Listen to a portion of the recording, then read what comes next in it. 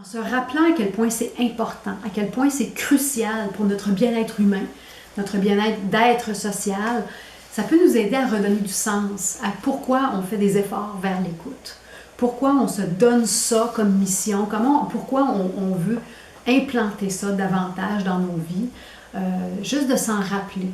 Et d'un autre côté, c'est ça, on voudrait donc être des vecteurs de ça, on voudrait qu'il y ait plus d'écoute dans nos familles. Alors commençons par écouter, c'est ça vraiment des agents de changement, commencer à changer les dynamiques, mais ça commence par nous-mêmes.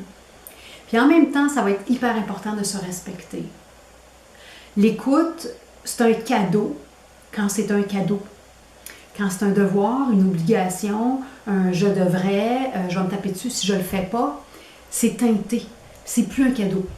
Ça coûte cher. Ça commence à coûter cher. On veut s'assurer qu'on a l'élan de le faire, que ça a du sens pour nous de le faire dans ce moment-là. Qu'on est disponible aussi pour écouter.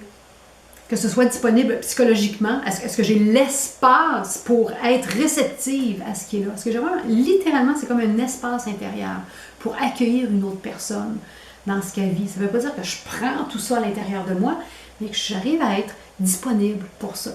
Psychologiquement, puis dans le temps aussi. Si quelqu'un commence à me raconter son histoire interminable, puis que j'ai exactement 8 minutes à lui accorder, on a une discordance, ça ne fonctionnera pas, je ne serai pas disponible.